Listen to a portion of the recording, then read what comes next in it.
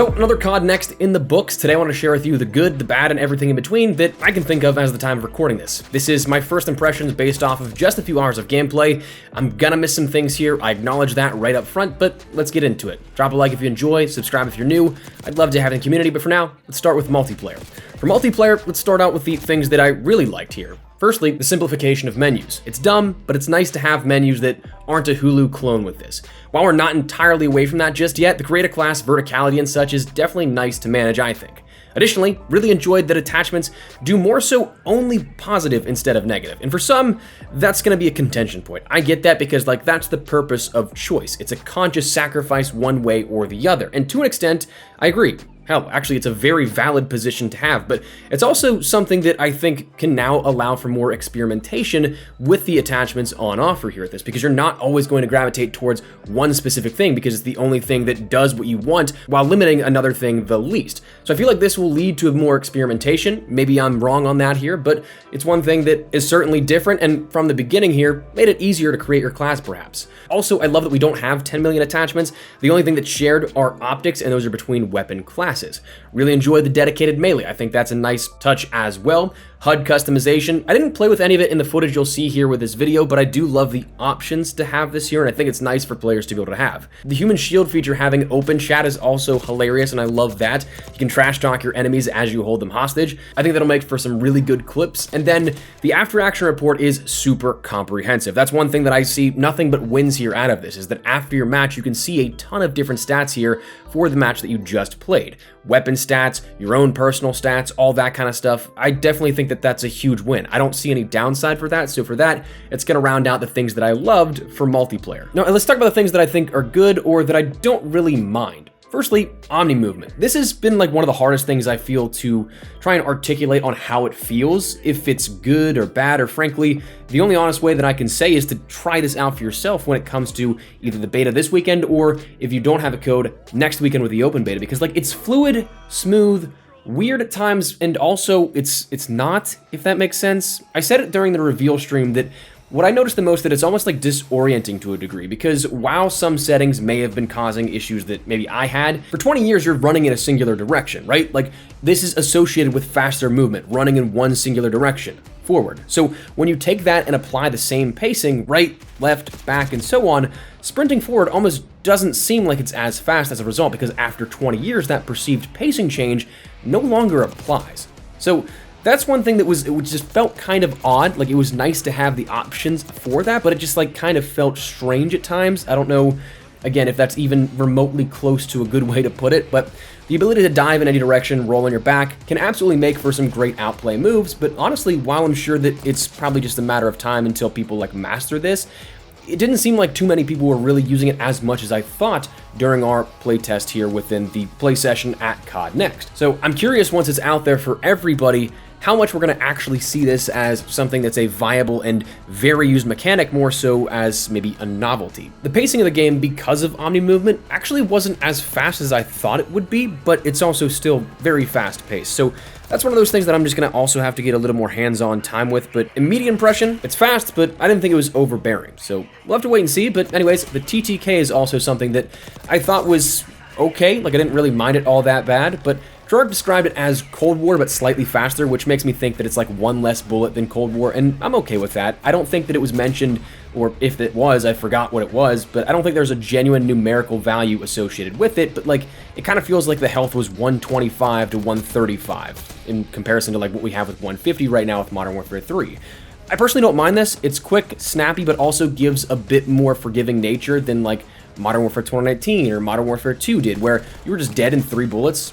Hopefully that means you also won't see as many people camping, because at that point, if you have somebody that's sitting in a corner, well, and you don't have the time to turn on them, all they have to do is just sit there and wait you out until you go through the doorway or something, where they're just gonna get the kill no matter what, because it's that quick. This doesn't seem quite like that, but it is a little bit faster than, again, Cold War. Combat specialties are also something that in practice here, I don't mind, but I'm also just I think there's some things that could be worked with these. I love the concept of them being bonus perks here for this, but I think that there could be just some adjustments made. For example, recon. Being able to see players like a long exposure Oracle kill streak when you spawn in is insanely beneficial, but also a little too beneficial. Like, it's a little too powerful, I think, because I'd hate to be on a huge streak and then it get ruined because I walk past someone's spawn point and they have me highlighted.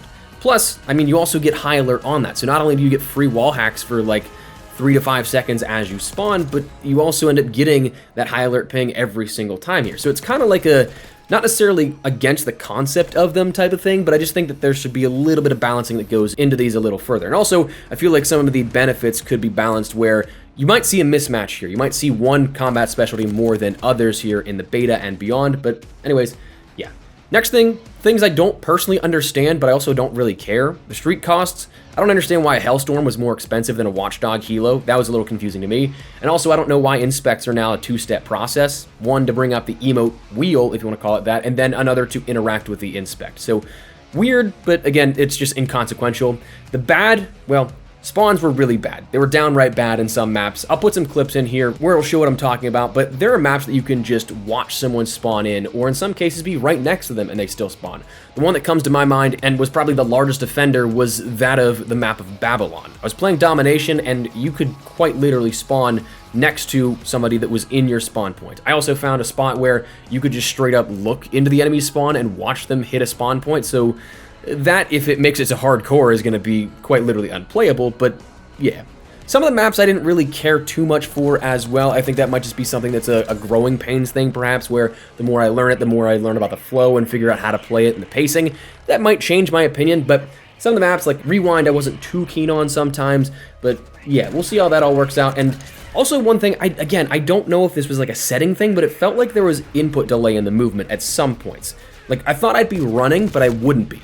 I also felt like there was maybe some odd delay between some of the Omni movement things that I was doing. So again, maybe that's just one thing where it's a setting combination that I had wrong or something. I'll have to get more hands-on time with that, but from the first couple of hours here of playtime, that was something that I definitely noticed that you may as well.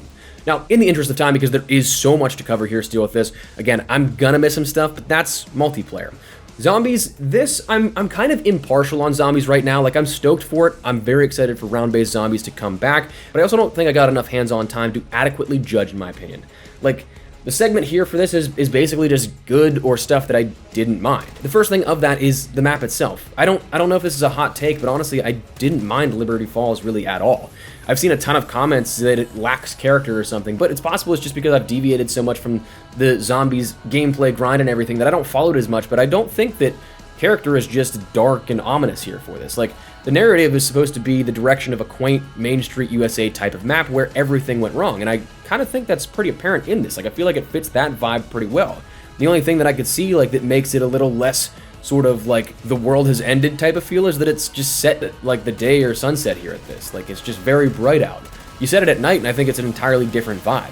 Again, I don't know if that's just a hot take or what, but it didn't bother me as much as I feel like other people are getting bothered by it. But again, I don't know if that's just me being disassociated from zombies or what. But anyways, I also love the fact that there are mastery camos here at this, but I love the fact that there are mastery camos. I think the camos themselves could have been definitely better, but I do love that there's another camo grind here for this. I think the Pack-a-Punch camos are pretty cool, and I also love there's a bunch of accessibility and functionality changes here for zombies as well. The save and quit feature coming at launch, the visibility options like some arachnophobia settings, and if you want to keep your camos visible that you bring on, you can disable Pack-a-Punch camos. Stuff like that is just smaller things that are definitely nice to have. I also really enjoy that exfils are returning. I thought that was a nice way to sort of just end on a high note if you wanted to. You didn't have to die, but you could end up just simply playing around and going out your own way. Now, as for bad, well, honestly, I just didn't have enough hands-on time to find anything that I didn't like. Like, what we're talking about here for this zombie segment, straight up is only from like 25 minutes of gameplay. So, again, bear in mind, this is with very limited playtime. It is first hands-on impressions by far. But let's jump over to Warzone. Area 99 is meant to be the production facility for nuke towns, as if they were used in every single atomic test, that this was the main supplier. But I think the map itself will be a good resurgence map, but like middle of the pack, nothing great. I don't think it'll have the staying power of Rebirth Island, but I also don't think it's going to be insanely forgettable like Ashika Island or something like that. It's a great map when you're in a flow state, but there's also so many avenues where you can get attacked by multiple teams at once, and the map all funnels uphill towards that central reactor. That it's a sort of another high ground simulator in that case, with a lot of lower lying areas being open and exposed from above. It's not bad, but it's also not the best either out of a handful of games. And as I should reiterate, this is based off of like an hour of game time. I'd be ecstatic to come back in a couple of months whenever that's released and say, hell yeah, I was wrong. For any and all of these gripes, honestly. But that's my basic rundown of the map. Things I loved for Warzone, I love they announced the Mastery camos coming. Again, I think that we could maybe see some cooler camos, but I mean, hey, I will absolutely take Mastery camos no matter what. There are some really good quality of life changes, things like the loot rarity being back. I really liked that. Just quick association of items is always, I think, great for player understanding. As for some things that I thought were good or don't really mind, again, the map kind of falls in this category where I don't mind it so much, but again, it's also not my favorite of the maps we've played so far.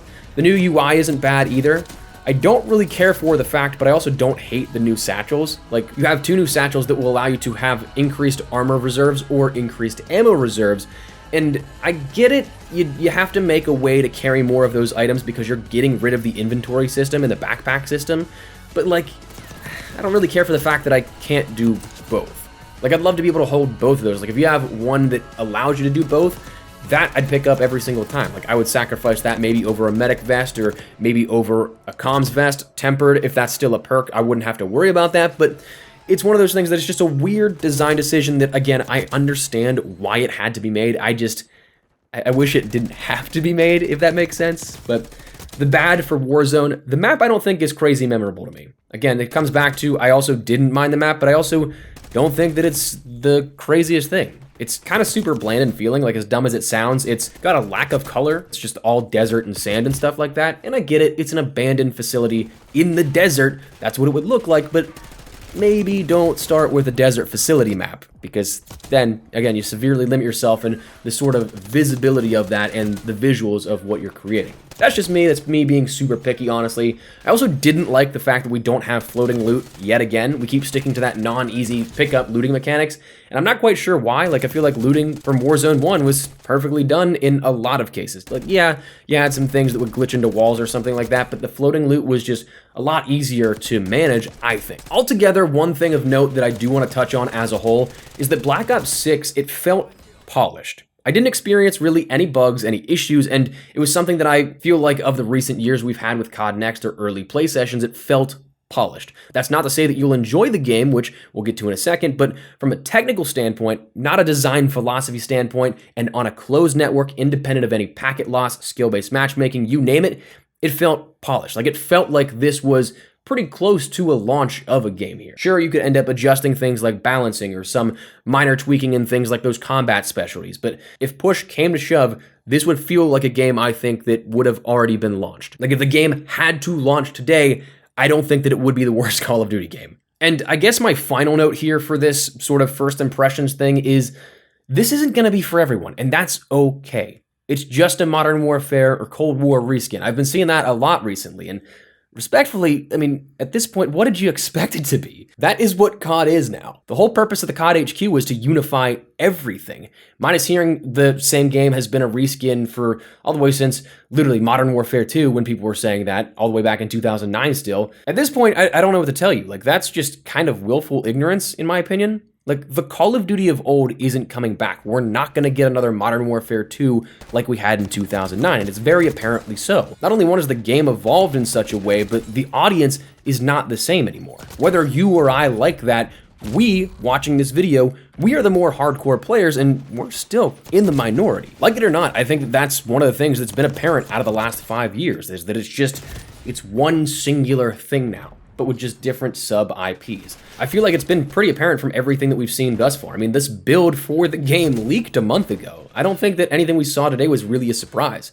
Call of Duty is a generic shooter anymore. It's the McDonald's or the Coke of the FPS world. It's recognizable, doesn't deviate much, and it's still very easy to predict what will be coming. Like, we could pretty much probably predict what's coming next year as well with 2025. So if you didn't like anything of the last couple, you're probably not gonna like this. And again, it's okay if that's the case. But for a lot of other people, they're also gonna like it, and that's cool too. But where credit is due, this is the most innovative we've seen a COD game get in the last few years. And for the sake of clarity, that is the last few years. I'm not saying ever, but the last few years. I mean, hell, last year's entire marketing push was, hey, this game isn't what Modern Warfare 2 was. This is at least, hey, we've got some new stuff you can try out. So from my limited time, I'm still looking forward to zombies and campaign especially. Multiplayer, entirely dependent on matchmaking. In Warzone, I'll jump in and get the camos done. but I want to learn more about what's upcoming, more about Area 99, Verdansk, all that kind of stuff before I can say what I'm committing to. Anyways, worst case, try it out for yourself. If you don't have a code, next weekend is entirely free. There's no pre-order necessary, so if you're on the fence, don't pre-order the game for a code this weekend. Just check it out when you have the opportunity at the free weekend and make any decision of your own based off your own experiences. After all, I'm just an idiot with a microphone, so I'm sharing my opinions, my viewpoints, but that's where we're going to wrap it up. So let me know your thoughts down below. What do you guys think of what we saw at COD Next and Black Ops 6, multiplayer, zombies, and Warzone? Let me know. If you enjoyed the video, you found it at all insightful, do me a favor and drop a like on it. And if you're new to the channel, make sure you subscribe so you don't miss a single thing regarding all things Black Ops 6. I'd love to have you in the community, but for now, thanks so much for watching. My name is Espresso. I'll see you later.